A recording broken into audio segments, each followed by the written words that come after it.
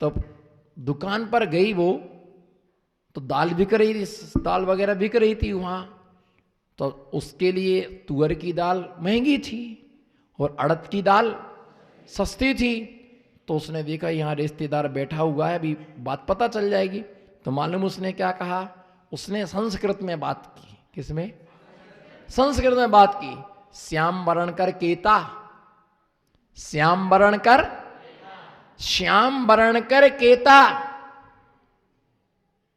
तो सामने वाले ने उत्तर दिया, रावण के मस्तक जेता। उसने क्या कहा, अरे बोलो तो, श्याम वर्ण कर, श्याम वर्ण कर केता, रावण के मस्तक जेता। तो फिर मालूम उसने कहा, सूप नखा से देही। उसने फिर कहा, सूप नखा से, सूप नखा से देही। तो उसने उत्तर दिया, कृष्ण अष्टमी लेही। समझ में नहीं आया। समझ में आवे चाहे ना आए, मजे से मुंडी सब मटकाए।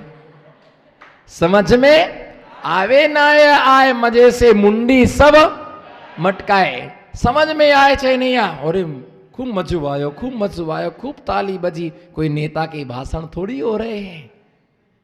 हम खुश करने को प्रवचन नहीं देते हैं कि सब लोग खुश हो जाएं। हम आपके दुख को दूर करने के लिए देशना देते हैं। श्याम वर्ण कर, श्याम वर्ण कर केता। ये उड़द की दाल का क्या भाव है? ये उड़द की दाल का क्या भाव है? तो उसने कहा, रावण के मस्तक, जितने रावण के मस्तक हैं उतने रुपया किलो है। तो उसने कहा, सूप नखा से देही। सूप, सूपा, सूपड़ा, सूपड़ा माने उसमें फुगली मिली हुई थी। तो क्या सूपा से फटक करके, बोलो क्या सूपा से फटक करके दोगे? तो उसने कहा, कृष्ण अष्टमी लेही। क्या 8 किलो लोगे क्या? 8 किलो लोगे क्या? 8 किलो लोगे तो सूपा से फटक करके देंगे, कम लोगे तो नहीं देंगे। श्याम वर्ण कर केता, रावण के मस्तक जेता, सूप नका से देही, कृष्ण अष्टमी लेही। वो समझ नहीं पाया। उसने पैक किया और उसने उड़द की दाल 8 किलो लेकर के चली गई और जाकर के उसके लिए खिला दिया। कई बार विवेक भी अपना रख, सबके सामने सब बातें नहीं की जाती, सबको सब बातें नहीं बताई जाती हैं। हर बात मुनि को भी नहीं बताई जाती। ध्यान रख करके चलना। जहां चौका होता है वहां मुनि को नहीं ठहराना, और जहां मुनि ठहरे हैं वहां पर चौका नहीं लगाना। जहां समाज की मीटिंग हो रही वहां साधु को नहीं बिठालना, और जहां साधु बैठा हुआ है वहां पर समाज की मीटिंग नहीं करना। और उनके सामने हर प्रकार की छोटी छोटी बातें उनके कान पर नहीं डालना। किसी से भी द्वेष उत्पन्न हो सकता है। सब प्रकार की चर्चा होती। कोई कार्यक्रम को हाँ भरता है और कोई कार्यक्रम को ना भरता है। सब प्रकार की चर्चाएं लोगों के साथ में बैठ करके करना पड़ती हैं। लेकिन उसका मतलब ये नहीं होता है कि हम उन बातों को, हर बात मुनि को नहीं बताना चाहिए। समझो, हर बात मुनि को हर बात बताओगे तो तुम्हारा अनर्थ होगा। कुछ बातों का जहर क्या करना पड़ता है? पीना पड़ता है, नहीं बताना पड़ती। हर बात हम तुम्हें नहीं बताते। सिर्फ वशिष्ठ नाम के मुनि की कथा पढ़ना। सिर्फ वशिष्ठ नाम के मुनिराज के लिए 2 श्रावक ने इतना ही बोला था कि राजा खुद आहार नहीं देता और मुझे भी आहार देने। उसने नियम है कि मेरे अलावा कोई आहार नहीं देगा। मुनिवाद 4 बार आहार के लिए आए, चारों बार राजा ने आहार नहीं दिया। एक बार हाथी विचक गए, एक बार चिंतित था, एक में नगर में आग लग गई, किसी कारण से आहार नहीं दिया। तो लोगों ने कह दिया, महाराज कोई राजा स्वयं आहार नहीं देता, दूसरों को आहार नहीं दे देता है। तो मुनिराज निदान बंद कर लिए, भगवान अगला जन्म मेरे इसके विनाश के लिए हो, मेरा अगला जन्म इसके विनाश के लिए हो। और वो मुनिराज ने निदान बंद किया और अगला जन्म उसका पुत्र बना। और उसकी कितनी दुर्दशा की, ऐसे मुनिराज परिणाम कर लेते। इसलिए समाज की बातें समाज तक रखो, समाज की बातें समाज तक रखो। हर बात साधु को बताने योग्य बात हो वही उनको बताना, हर बात नहीं बताना। हर साधु श्रावक को हर बात तुम्हारे लायक जो है उस बात को तुम सुनो, उस बात के लिए तुम उस बात के लिए ध्यान से सुनो। और हमेशा गुरु का पक्ष मजबूत होता है, हमेशा हमेशा बोलो गुरु का पक्ष। आज तुम पुण्य किससे कमा रहे, भली तुम्हारी दोस्ती कितनी भी हो, कितनी भी दोस्ती तुम्हारी जिगरी दोस्त भी क्यों ना हो, एक थाली में भी क्यों ना खाते हो, फिर भी दोस्त तो बोलो दोस्त तो दोस्त है। और गुरु तो गुरु को दोस्त तो नहीं बनाया जा सकता है, बोलो गुरु को। पंडित साहब 2006 में, सुनो ध्यान से, 2006 में मेरे पास एक युवा दीक्षा लेने आया। उसने श्रीफल चढ़ाया, बोले मैं उस समय मुनि था, बोले आपसे दीक्षा लेना है। मैंने कहा मैं दीक्षा नहीं दे सकता, मेरे पास में लाइसेंस नहीं है, मेरे पास मैं आचार्य नहीं था, मेरे पास में लाइसेंस नहीं है, मैं नहीं दे सकता हूं। बोले नहीं आपको देना पड़ेगा। मैं नहीं दूंगा। आचार्य उस समय आचार्य दक्षिण में थे। उस समय उसने फोन लगा के बोला कि मैं विमल सागर से दीक्षा लेना चाहता हूं, आप आज्ञा दें। आचार्य बोले अगर वो देना चाहें तो दे सकते। मैंने कहा मैं नहीं दूंगा। मैंने उससे पूछा तुम मेरे से दीक्षा क्यों लेना चाहते? बोले अपन एक गांव के हैं। अपन? अच्छा। मैंने कहा और क्यों दीक्षा लेना चाहते हो? बोले हम आपके पहले के मित्र हैं। मैंने कहा बस बेटा अब तेरी दीक्षा मेरे हाथों से नहीं हो सकती, क्योंकि तुमने गांव और मित्रता का रिश्ता मेरे से बनाया है और तुम मित्र हो मेरे, इसलिए तुम गुरु का रिश्ता ना निभा पाओगे, आगे बढ़ो यहां से। मैंने इनकार कर दिया, मैं दीक्षा नहीं दे सकता, क्योंकि दीक्षा लेने के बाद भाई का व्यवहार नहीं चलता है, माँ का व्यवहार नहीं चलता है, पिता का व्यवहार नहीं चलता है, कोई रिश्ता गुरु के साथ नहीं चलता। ऐसे भी आचार्य हैं वर्तमान में, इधर देखो, ऐसे भी आचार्य वर्तमान में हैं जिनके दोनों भाई आजू बाजू में बैठते पर वो कभी निगाह उठा के नहीं देखते।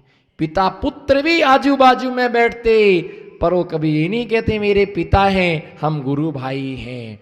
बहने बहने दीक्षित हैं, माँ की दीक्षा मुनिराज के द्वारा हो गई तो अभी माँ का संबंध खत्म हो जाता है। सिर्फ क्या होता है, गुरु और शिष्य का संबंध क्या होता है। हम भाई का संबंध निभाएंगे तो कभी वो निरतिचार निर्दोष व्रतों का पालन नहीं कर सकता है।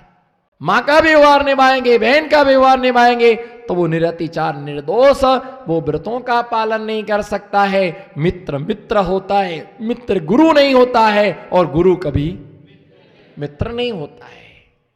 मित्र कभी गुरु नहीं होता है, और गुरु दोस्ताना अलग होता है, और गुरु का धर्म अलग होता है। रावण का कोई गुरु नहीं था, इसलिए मर करके वो कहां गया। अगर गुरु होता तो वो नरक में। इतना कहा गया है कि जितना उसने सीता का ध्यान किया, अगर मुनि बन करके खुद का ध्यान करता तो उसी पर्याय से उसको मोक्ष हो जाता। लेकिन करता क्या, भवितव्यता ही ऐसी थी। क्या भवितव्यता ही उसकी ऐसी थी, और होनहार ऐसी होती है तो उसका फल भी उसको क्या होता है, वैसा ही उसके लिए फल प्राप्त होता है। तो ध्यान रख करके चलना। सेवा, चूल्हा जलाना, क्या करना, क्या करें महाराज, आपको तो बना बनाया मिल जाता है, इसलिए बहुत इतरा रहे हो। अब बोल तो नहीं पा रहे, लेकिन दांत तो मिसमिसा ही रहे हैं, दांत तो मिसमिसा ही रहे हैं। बड़ी बड़ी बातें करते हैं, बड़ी बड़ी बातें नहीं है, बड़े बड़े श्लोक हैं, बड़ी बड़ी गाथाएं हैं। बना बनाया मिले तो कितना अच्छा लगता है, सबको अच्छा लगता है। कई सासें बहू के गुण गाते थकती नहीं है। ऐसी बहू मिली, ऐसी बहू मिली, क्या बोलने का, बिल्कुल अनारकली, बिल्कुल। हाँ हाँ, शांति रखो, अभी पहले ही महीना तो है, अभी पहली बार तो आई है, तो अनारकली सी लगती, क्यों नहीं लगी अनारकली? बताओ किसको नहीं लगती? पहली पहली बहू किसको अच्छी नहीं लगती? सास भी उसकी सेवा में रहती, क्योंकि उसको जुनून होता है, उसको खुशी मिलती है। प्रश्न चला आनंद यात्रा में, शादी होने के बाद कौन सा सुख मिलता है? एक ही सुख मिलता है कि मेरी, बाकी अंदर कितने फटाके फूट रहे वही जानता है, पर इतना सुख मिलता है शादी हो गई। और बेटे की शादी होने के बाद मां को कितना सुख मिलता है, मैं आज से, बोलो ना, मैं आज से सास बन गई हूं, बस इतना ही सुख मिलता है उसके लिए। बहुत अच्छा लगता है। नई नई बहू आती है, पहले तो वो लगती है अनारकली, फिर फूलकली, फिर छिपकली, फिर ज्वालामुखी। बाद में पता चलता है जब तूफान आता है, सुनामी लहरें आती हैं, भूकंप के झटके आते हैं, हूं काई जानो, पहले तो देखने में से हीदी हीदी लग रही थी, हीदी हीदी लग रही थी। हमने तो कई बोला नहीं, इतना ही बोला, थोड़ा सा हर को का उसने तो मुझको पूरे ही हरका दिया, इतना ही तो कहा था। बताओ चंपाबाई मैंने क्या बोला था? पदम प्रभु जिनालय के बाहर बात कर रही थी, 2 सासों मिली थी, एक चंपाबाई एक चमेली बाई। मैंने कहीं नहीं बोला, इतना ही बोला था कि थोड़ा सा हरक जा। क्या है, आपको मालूम है कि शरीर बहुत लंबा चौड़ा है, तो जगह तो चाहिए ही चाहिए। उसने तो ऐसा हरकाया कि 6 सिड्डी नीचे गिरी। देखो यहां भी टूट गया, वहां भी टूट गया, जे कहो कि बाकी सही सलामत बच गया। इसका दुख मत मनाओ कि ये टूट गया, जाको कि इतना बच गया, इसकी खुशी मनाओ। भैया बना बनाया चाहिए है, चाहिए बना बनाया, गरम गरम, बोलो ना, आज आनंद आ रहा है, बोलो, गरम गरम, नरम नरम, घी से तरम तरम, गरम गरम, नरम नरम, घी से तरम तरम, ऐसा चाहिए है। तो जैसे चूल्हे के पास रोटी बनाने वाली बाई तपती है, ऐसे ही तुम तप से तपो तो तुमको भी क्या मिलेगा? गरम गरम मिलेगा। सब छोड़ दो तो ही मिलेगा बना बनाया, और यदि नहीं छोड़ा तो बना करके खाना पड़ेगा दूसरे को। जब सब खा जाएंगे तब तुम्हारा नंबर आएगा, ऊपर ऊपर का सब खाएंगे। महिलाओं को कभी, ये महिलाएं ज्यादा बर्तन खराब नहीं करती हैं, इनको जरूरत नहीं पड़ती है। मैं तो कुछ बोला ही नहीं, क्या बोला मैं? कितना सीधा सिंपल हूं, आप सब जानते कितना सीधा हूं, बताओ आप, बोलो ना, नमो सिद्धाड़म, मैं कितना सीधा हूं, आप तो जानते ही हैं कितने सीधे, बिल्कुल भोले भाले, बिल्कुल कुछ नहीं जानते, बिल्कुल, है ना? बोलो ना, मैंने क्या बोला? कुछ बोला मैंने? क्या बोला? बताओ ना क्या बोला? हाँ बिल्कुल, इनको बर्तनों की जरूरत ही नहीं पड़ती ना, प्लेट नहीं, थाली नहीं, सब खा जाते हैं। बात का